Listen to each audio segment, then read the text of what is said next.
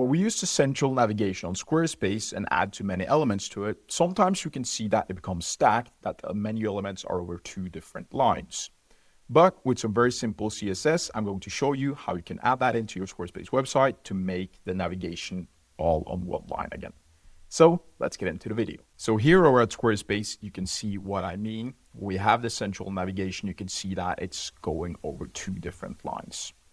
But we can absolutely change that so it aligns on one line. So what you want to be doing is heading into website tools on your Squarespace website, hop on over to custom CSS, and then with the code below, just simply copy and paste that in.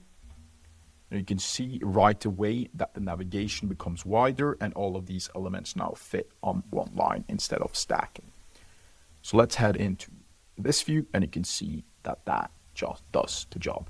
Now, if I were to remove that again, you will see it goes back to the same sort of like old style that we didn't want. But let's add that in, click save.